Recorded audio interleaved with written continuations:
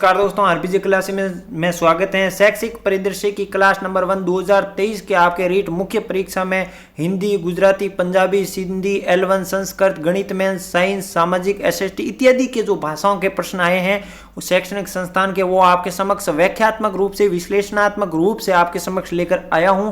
इनको घोट के पी लीजिएगा और ये अनुभव कर पाएंगे इस क्लास के बाद कि कहां से प्रश्न पुटअप हो रहे हैं।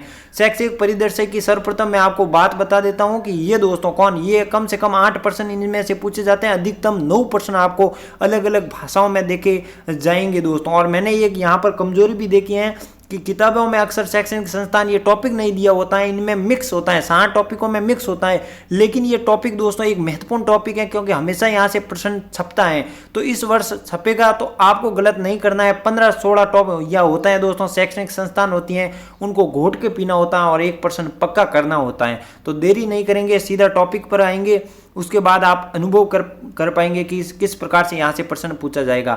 डाइट का पूरा नाम पूछा गया है जिला प्रौद्योगिकी शिक्षण संस्थान, जिला शिक्षण संस्थान, जिला शिक्षण एवं प्रशिक्षण संस्थान, जिला प्रशिक्षण संस्थान। सामाजिक विज्ञान SST 2023 में पूछा गया। डाइट है क्या, तो ये जिला स्तर पर दोस्तों कार्यरत हैं। दोस्तों मैं सबसे पहले आपको बता देता हूँ, NCERT ये अकादमिक और स्वायत्त स्थान पर सर्वप्रथम संस्थान है भारत की। राजस्थान की बात करें तो RSCIT उदयपुर जो है वो सर्वोच्च अकादमिक संस्थान है, जबकि जिला स्तर पर पूछ दे तो ये डाइट है। इसको शिक्षा विभाग का बिजली घर भी कहा जाता है, किसको, डाइट को। इसका डाइट का फुल फॉर्म पूछा गया है दोस्तों, क्या फुल फॉर्म, तो इसका क्या होगा, डिस्ट्रिक्ट इंस्टीट्यूट एजुकेशन ट्रेनिंग। ये आप ऑप्शन नंबर C बिल्कुल सही रहेगा। जिला शिक्षण एवं प्रशिक्षण संस्थान ये आपको प्रशिक्षण भी देता है, एक देता है सेवा पूर्व। सेवा पूर्व में किसे देता है, तो जो BSTC में टॉप 200 स्थान प्राप्त करते हैं DLED के, उसको ये प्रशिक्षण देता है। और सेवाकालीन यानी सेवा के रहते हुए अंतर्गत किसको देता है, तो ग्रेड 3 के टीचर को देता है। यानी आपको 3rd ग्रेड में अगर आप शिक्षक बनेंगे तो आपको ये डाइट दोस्तों क्या करेगा, प्रशिक्षण देगा। चलिए डाइट का और देखिए, डिस्ट्रिक्ट आपके रहेगा, इसका full form district institute of education training यानी जिला शिक्षा एवं प्रशिक्षण संस्थान। इसकी स्थापना पूछ दे तो 1900 शिक्षा की शिक्षा नीति के अंतर्गत MHRD मानव संसाधन विकास मंत्रालय दोस्तों 1985 के बाद इसको जाना जाता है, शिक्षा के सर्वोच्च मंत्रालय के रूप में कार्यरत था। इसको पिंक गाइड, कौन सी, पिंक गाइड बुक, ये बुक याद रखिएगा कौन सी कलर की है, ये प्रश्न पूछा गया। पिंक गाइड के आधार पर प्रत्येक जिले में यानी प्रत्येक जिले में आपके कौन रहेगा, लाइट हाउस यानी बिजली विभाग के रूप में इस डाइट को जाना जाता है, किसको, डाइट को। इसका मुखिया कौन होता है, तो जिला स्तर पर DO यानी प्राचार्य होता है। जबकि इसकी राज्य में संख्या पूछ दे कि इसकी संख्या कितनी है, तो ये 34 है, जो कि सामान्य है। एक अल्प भाषा अजमेर में है, जबकि एक डाइट आपके संस्कृत में जयपुर में, जो कि संस्कृत में स्थित है। लेकिन इसकी कुल संख्या आपको याद रखनी होगी, 36 है। अभी के लिए कितनी है, 36 है। अभी नए जिले बने हैं तो हो सकता है और डाइट बढ़ जाएगी, लेकिन वर्तमान में इसकी कितनी संख्या है, 36 है। ये RSCRT यानी ये उदयपुर में स्थान है। राजस्थान का सर्वोच्च संस्थान कौन है, RSCRT उदयपुर में। ये तो कौन स्तर है, राज्य स्तर पर। लेकिन आपके जिला स्तर पर कौन है, तो जिला स्तर पर डाइट है दोस्तों, जो हम पढ़ रहे हैं। ये प्रशिक्षण देता है, मैंने आपको बता चुका हूँ, DLED यानी BSTC के सेवाकालीन यानी आपको शिक्षक बनोगे तो आपको कौन प्रशिक्षण देगी, ये डाइट प्रशिक्षण देगी। इसका कार्य क्या है, संस्था है तो कार्य भी होगा, तो ये पाठ्यचर्या, पाठ्य पुस्तक, मूल्यांकन, अनुसंधान आदि कार्यों में जो RSCRT होती है ना उदयपुर में, इसकी मदद करती है। यानी आप देखिए, जैसे ही उदाहरण इसका कार्य क्या होता है, तो RSCRT ये उदयपुर में स्थित है। अब इसको कोई भी डॉक्यूमेंट वगैरह, कोई भी जानकारी या अनुसंधान करवाना होगा तो वो सीधा किसको करवाएगा, जिला स्तर पर कौन है दोस्तों, डाइट होगा, जिससे इसका काम आसानी और सहयोग रूप से होगा। ये खुद तो जाएगा नहीं प्रत्येक जिले में, तो ये प्रत्येक जिले में जाने के लिए, इसको जानकारी प्राप्त करने के लिए कहाँ स्थापित की, इसको डाइट को स्थापित कर दी। ये थी दोस्तों आपके प्रमुख रूप से डाइट। अगला देखिए, राष्ट्रीय प्रौढ़ शिक्षा संस्थान यानी NIAE national institute adult education की स्थापना कब हुई, 1990, 91, 93, 92। साइंस में 2023 में प्रश्न पूछा गया, बिल्कुल सही जवाब दीजिए। इस NIAE का उद्देश्य क्या है दोस्तों, ये 15 से जो 35 वर्ष के जो है व्यक्तियों को जो शिक्षा से वंचित रह चुके हो, ड्रॉप आउट हो चुके हो, उनको असाक्षर हैं, इनको साक्षर करना ही इनका NIAE का उद्देश्य है। तो इसका सही उत्तर होगा ऑप्शन नंबर B 1991। इनकी व्याख्या समझ लीजिएगा, तो NIAE यानी national institute of adult education राष्ट्रीय प्रौढ़ शिक्षा संस्थान, इसकी स्थापना में दोस्तों याद रखना होगा 1991। ऑप्शन में आए तीनों तो इसको करना है, अगर ये नहीं आए तो 1956 या 1978 आपको देखने को मिलेगा। उद्देश्य क्या है मैंने आपको बता चुका हूँ। प्रौढ़ शिक्षा को बढ़ावा देना यानी असाक्षरों की कमी करना, साक्षरों में इनको नवीनीकरण करना। कार्य तो प्रौढ़ शिक्षा साक्षात्कार है तो कार्यक्रम चलाना। जैसे कि प्रौढ़ शिक्षा कार्यक्रम, देश में सबसे पहला प्रौढ़ शिक्षा कार्यक्रम कब आया तो 1978 को आया, जिसका उद्देश्य 15 से 35 वर्ष आयु वर्ग को असाक्षरों को साक्षर करना, ये मैंने आपको बता चुका हूँ। अब उसके बाद 1978 के बाद प्रौढ़ शिक्षा कार्यक्रम के बाद कौन सा कार्यक्रम सबसे अधिक चला तो भारत साक्षर अभियान। इनकी डेट भी याद रखनी होगी, 8 सितंबर 2009 को चला, जबकि पढ़ना लिखना कार्यक्रम इसके बाद आया। कौन थर्ड पर आया, यानी पहला आया दोस्तों प्रौढ़ शिक्षा कार्यक्रम 1978 को, दूसरा भारत साक्षर अभियान जो 2009 को आया 8 सितंबर, फिर पढ़ना लिखना कार्यक्रम अभियान आया जो कि 8 सितंबर 2020 को आया। और वर्तमान में कौन सा कार्यक्रम चल रहा है इसके NIAE अंतर्गत तो नव भारत साक्षरता कार्यक्रम जो कि अप्रैल 2022 से चल रहा है। कौन NILP यानी न्यू इंडिया लिटरेसी प्रोग्राम।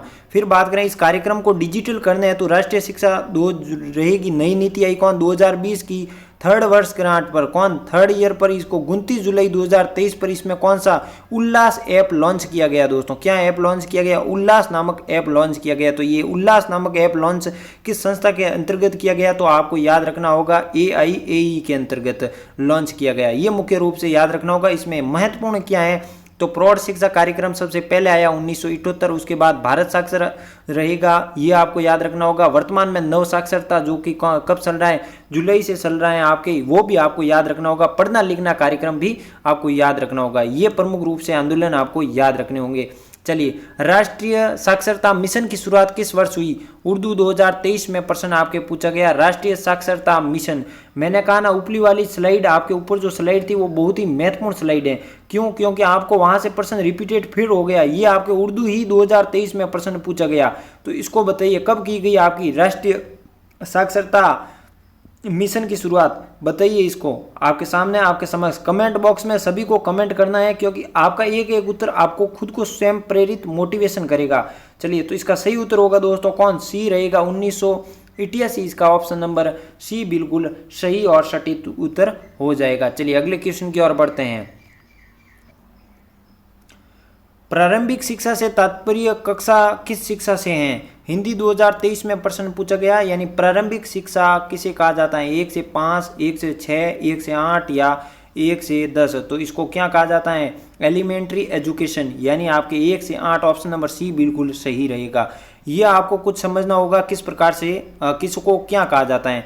देखिए, प्रारंभिक शिक्षा आपको जब भी पूछे, कौन सी शिक्षा, प्रारंभिक शिक्षा आपको जब भी पूछे तो उसको एलिमेंट्री एजुकेशन यानी EE कहा जाता है। क्या कहा जाता है, EE, ये आप याद रखिएगा। ये कक्षा 1 से 8, आयु वर्ग पूछ ले तो 6 वर्ग का बालक जाता है कक्षा पहली में, तो 6 से 14 वर्ष।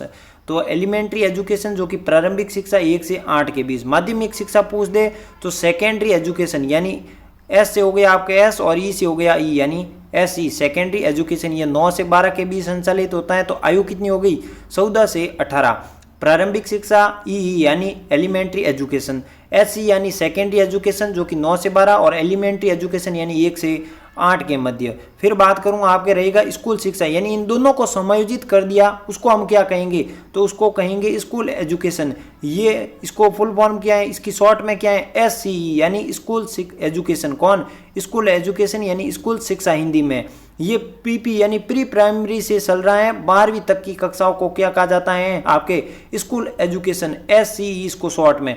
ये 3 से 18 वर्ष के बालकों के लिए संचालित है। अब मैं पुनः बता देता हूँ आपको, तीनों में जो है वो कॉन्सेप्ट हमेशा क्लियर रखना है आपको EE पूछ दे तो प्रारंभिक शिक्षा होगी एलिमेंट्री एजुकेशन जो कि कक्षा 1 से लगा के 8 के बीच। फिर आपको पूछ दे SC यानी सेकेंडरी एजुकेशन जो कि आपकी रहेगी 9 कक्षा से लगा के 12, और आपको आयु पूछ दे तो 14 से 18। फिर रहेगी आपके कौन सी शिक्षा, स्कूल शिक्षा यानी SCE स्कूल शिक्षा, स्कूल एजुकेशन। ये आपकी रहेगी प्री प्राइमरी से लगा के आपके क्लास 12 तक। कौन, क्लास 12 तक। ये तीनों कॉन्सेप्ट आपको हमेशा याद रखने होंगे। चलिए अगला क्वेश्चन देखिए। 26 नवंबर 1956 को 1 जनवरी 1957 तक राजस्थान स्काउट गाइड संगठन द्वारा कौन सी राष्ट्रीय जम्बूरी मेजबानी की गई। ये आपके उस समय करंट में पूछा गया था, ये जो कि आपके कहाँ रोहित पाली में की गई थी जम्बूरी, उर्दू 2023 में प्रश्न पूछा गया। तो ये कौन सी थी तो ऑप्शन नंबर ए बिल्कुल रहेगा, ये दूसरी थी। कौन थी, दूसरी थी। इसके बारे में कुछ जानिए कि तो ये संस्था दोस्तों BSG BSG दोस्तों भारत स्काउट यानी भारत स्काउट गाइड की स्थापना की गई कब? 1950 में जयपुर में। कहाँ? जयपुर में स्थापना की गई। ये विश्व का सबसे बड़ा गणवेशधारी यानी इनकी ये खुद की वर्दी होती है जो समाज सेवी आंदोलन है, इनकी कल्याण, समाज का कल्याण ही इनका उद्देश्य है। लेकिन राजस्थान ने इसका क्या किया? हिंदुस्तान स्काउट गाइड राजस्थान की स्थापना, यानी स्काउट गाइड भारत की तुलना में राजस्थान ने भी इसकी स्थापना कर दी हिंदुस्तान स्काउट गाइड राजस्थान के नाम से, जो कि 2015 में जयपुर में इसकी स्थापना की गई।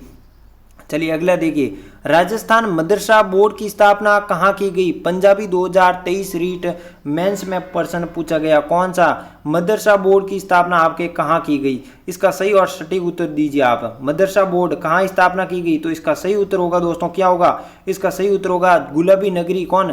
जयपुर। ऑप्शन नंबर सी बिल्कुल रहेगा। ये मदरसा बोर्ड दोस्तों पहले क्या होता है, मदरसे में धार्मिक शिक्षा दी जाती थी, लेकिन सरकार ने कहा इस धार्मिक शिक्षा के साथ साथ आधुनिक शिक्षा भी देनी है और प्रत्येक मदरसे में इत्यादि मदरसे जो गैर पंजीनीय थे तो जिनको पंजीनीय करवाया गया, तो मदरसा बोर्ड इस गैर जो है मदरसे चल रहे थे उनको पंजीनीय करवाने की दृष्टि से जयपुर में इसकी स्थापना की गई। ऑप्शन नंबर सी बिल्कुल सही होगा।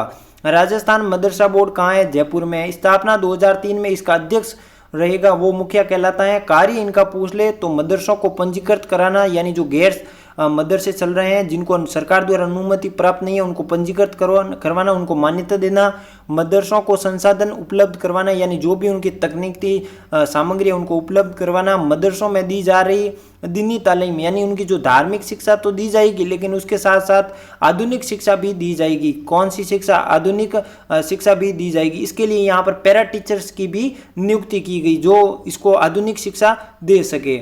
अगला देखिए, समग्र शिक्षा अभियान के अंतर्गत खंड स्तर का सर्वोच्च पदाधिकारी कौन होता है? लेवल 1 2023 रीट मेंस में प्रश्न पूछा गया आपके संस्थाओं से। पीओ, एडीईडीओ, बीएईओ या सीबीओ, तो कौन रहेगा आपके? इसका सही उत्तर देना होगा। तो कौन रहेगा? ब्लॉक या खंड स्तर पर कौन रहता है? सीबीओ रहता है दोस्तों। कौन? सीबीओ रहता है। तो ऑप्शन नंबर आपका डी बिल्कुल सही होगा। अब इनको समझिए कि कौन कहां पर रहता है। तो राजस्थान में शिक्षा का प्रबंधन दोस्तों आपके 5 स्तर पर रहता है। कौन? 5 स्तर पर। तो समझिए, देखिए सबसे पहले निचले स्तर से शुरू करते हैं। तो निचले स्तर पर दोस्तों आपके रहेगा स्थानीय स्तर, यानी ग्रामीण, यानी 5-6 स्कूलें होती हैं 2-3 गांव के भीतर, तो वहां पर कौन बैठता है? उनका मुखिया कौन होता है? जो बड़ी स्कूल होती हैं वहां बैठता है पीओ उनका। और अगर शहर में है ये सभी तो वहां हो जाएगा वीसीओ, जो कि कौन सी रैंक का होता है? तो पीपी रैंक का होता है। फिर बात करूं खंड, कौन? खंड या ब्लॉक, जो अभी आपको प्रश्न ऊपर पूछा गया है, ये खंड दोस्तों 358 बने हुए हैं। यहाँ इसको जो है मुख्यालय सीबीओ कहलाता है, जो कि डीओ यहाँ पर बैठता है। डीओ इसको नाम से पुकारा जाता है, तो डीओ रैंक का बैठता है मुख्य खंड शिक्षा अधिकारी। खंड ब्लॉक पर कौन होता है? तो सीबीओ होता है, जो कि डीओ रैंक का होता है। जिला स्तर पर देखिए, जिला स्तर पर आपका हो जाएगा सीडीओ, जो कि डीडी रैंक का, यानी मुख्य जिला शिक्षा अधिकारी। फिर संभाग, जो कि 9, अब ये आप मानोगे कि संभाग वो अलग है, आप जियोग्राफी संभाग अलग है, शिक्षा विभाग के संभाग अलग होते हैं दोस्तों। तो 9 संभाग है। उप निदेशालय होता है यहाँ पर, जो कि जेडी रैंक का होता है, जिसे संयुक्त निदेशक या संयुक्त निदेशालय के रूप में ये कार्यरत हैं। और राज्य स्तर पर कौन होता है? तो राज्य स्तर पर होता है आपके आईएएस रैंक का कौन? एडी होता है, यानी निर्देशालय मुखिया कौन? निर्देशक होता है। तो ये 5 स्तर आपको याद रखने होंगे। पुनः बता देता हूँ, स्थानीय स्तर पर रहेगा आपके पीओ, जो कि शहर में है तो वीसीओ, गांव में है तो पीओ। खंड ब्लॉक पर होगा कौन? सीबीओ, जो कि आपके कौन बैठता है? डीओ बैठता है। जिला स्तर पर कौन और कौन सा ऑफिस होता है? मुख्य सीडीओ, जो कि डीडी बैठता है। संभाग स्तर पर कौन आपके रहेगा? उप निदेशालय, जिसका मुख्य होता है संयुक्त निदेशक जेडी रैंक का। और राज्य स्तर पर आपके होगा निर्देशक, जो कि आईएएस रैंक का होता है। ये थे शैक्षिक जो परिदृश्य के प्रमुख संस्थान। आपको समझ उम्मीद है आए होंगे। और भी जो शैक्षिक परिदृश्य के टॉपिक वाइज होंगे मैं आपके समक्ष लेकर आऊँगा। लाइक ज़रूर कीजिए और अपने मित्रों को भी शेयर कीजिए कि इस प्रकार से इस चैनल पर टॉपिक वाइज जो पुराने प्रश्न हैं उनके व्याख्यात्मक रूप से आपके समक्ष लाए जा रहे हैं। तो मिलते हैं अगले सेशन में, तब तक के लिए नमस्कार। जय हिंद, जय भारत दोस्तों।